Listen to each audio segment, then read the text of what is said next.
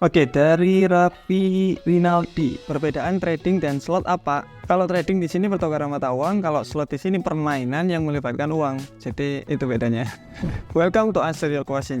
Jangan lupa untuk bertanya di komentar supaya kita bisa jawab di video selanjutnya. Oke, dari Surya Hartawan, saya punya pertanyaan. Sistem averaging dijelaskan dengan risk sangat kecil. Jika 200 posisi itu masih tetap keseret, akankah di stop loss atau diinjek dana? Jika memang balik, bagaimana kalau harganya koreksi sampai dengan 100 posisinya? Atau lebih spesifik, bagaimana menentukan TP-nya? Oke, menarik. Averaging di sini kalau ada yang belum tahu, jadi cara trading itu bermacam-macam. Nggak cuma satu, tetapi banyak banget cara trading. Ada averaging, ada price action, ada yang martingale, orang-orang bilang mana yang baik, ya mana yang baik menurut Anda. Jadi di backtest dulu, dicoba, yang cocok gunain, yang nggak cocok tinggalin. Kalau sistem averaging di sini saya contohkan, ada harga naik turun, kemudian naik, dia sell posisi. Biasanya kalau averaging di sini itu counter trend, jadi sell posisi di sini, sell. Kemudian harga itu naik, sell posisi lagi, naik lagi, sell posisi lagi, naik lagi, sell posisi lagi, sampai harga itu turun baru di close semua. Nah, ini yang dinamain averaging. Kita ada webinar sama orang yang averaging kemarin, dia bilang ada 200 posisi lebih averaging. Tetapi yang Bapak tidak nangkep di sini adalah risk manajemennya. 200 posisi entry kalau di total itu masih di bawah 1% dari modalnya. Kayak jadi resikonya itu kecil banget. Jadi masih sesuai sama plan sebenarnya, karena plan kita per trading itu kan 1% sampai 2%. Kalau ini per 200 posisi itu di bawah 1% Mas Ian. Jadi kelihatan banyak, tetapi resikonya sebenarnya terjaga dan kecil.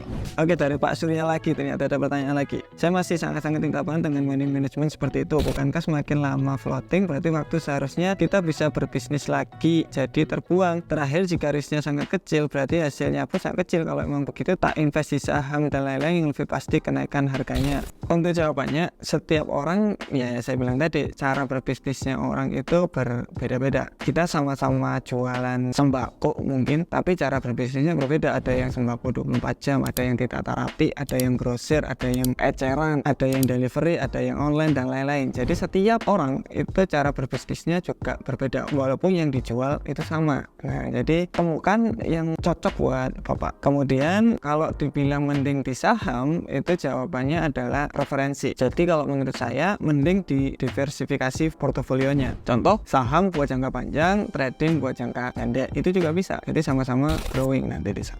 Oke, dari belajar coy. Oke, siap. Mas Tama, saya mau tanya, misal saya menjadikan Mas Tama mentor saya, terus saya ingin mempertajam strategi di mentor lain, apakah itu efektif dan malah terjadi pengulangan, Mas? Mohon bantuannya. Yang saya selalu bilang, kita belajar ke banyak orang itu nggak masalah. Yang penting ngambil sisi baiknya, tinggalin sisi yang nggak baiknya. Dicoba aja, Pak. Di backtest, pakai demo account. Kalau cocok, gunain. Kalau nggak cocok, tinggalin aja. Jadi kita udah ada sistem yang jalan. Di sini hanya untuk memperbagus saja atau mempertajam aja. Itu nggak apa-apa.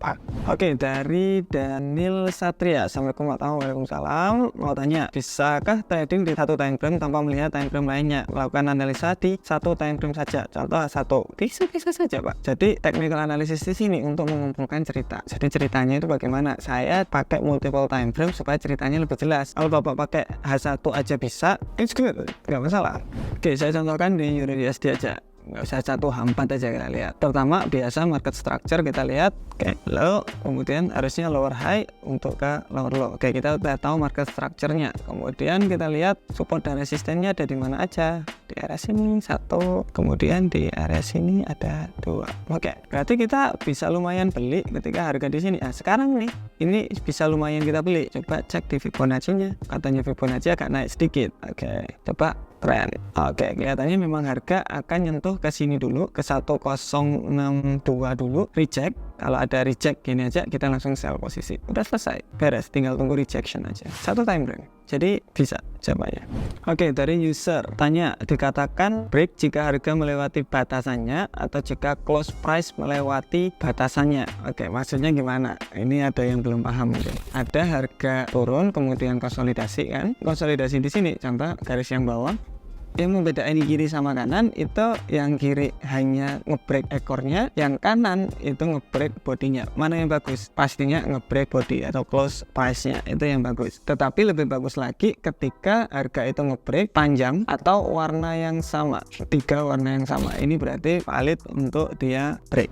Oke, dari Alice Melinda, Bang, bagaimana Anda mengantisipasi atau mengetahui saat market maker sudah mode on? Siap. Oke, market maker di sini adalah yang menggerakkan market. Market maker di sini menggerakkan market pas di harga stop loss kita. Padahal juga enggak juga sebenarnya. Jadi ada area support yang kuat di sini. Harga itu mental, kemudian break, retest. Nah, ketika retest di sini kita sell posisi kan. Mereka juga ingin sell posisi, tetapi butuh uang yang banyak banget mereka untuk jual posisinya atau short position. Itu butuh uang sangat banyak banget. Maka dari itu kadang itu harga itu masih naik dulu. Mereka masih ngumpulin namanya liquidity, ngumpulin uangnya. Ketika uang sudah terkumpul dari hedge fund dan lain-lain, barulah mereka jual des. Nah, biasanya stop loss kan ada di sini tuh orang-orang. Nah, kebanyakan terkena stop loss sebenarnya seperti itu.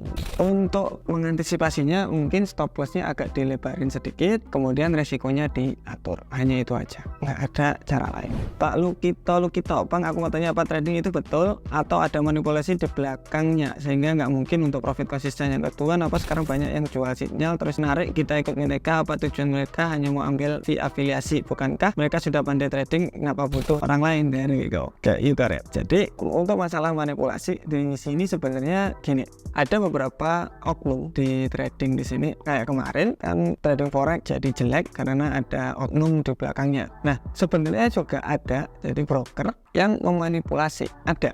Jadi maka dari itu cari broker yang bagus, yang terregulasi, yang reviewnya itu bagus-bagus. Kalau udah nggak terregulasi, udah reviewnya sedikit, kebanyakan dimanipulasi. Maka dari itu kemarin itu ada yang robot trading dan lain-lain, itu nggak bisa di withdraw. Ya kira-kira itu.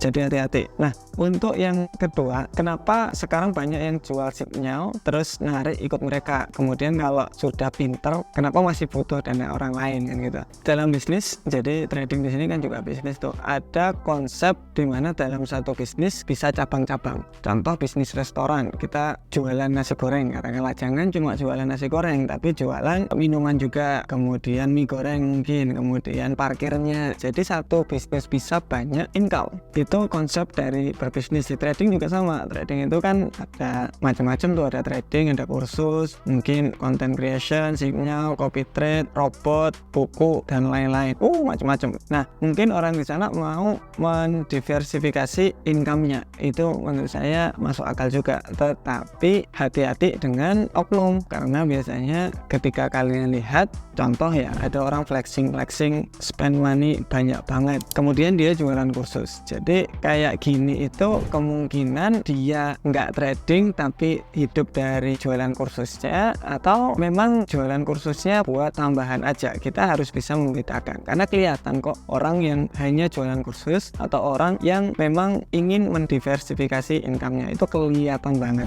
Thank you, see you next video, bye bye.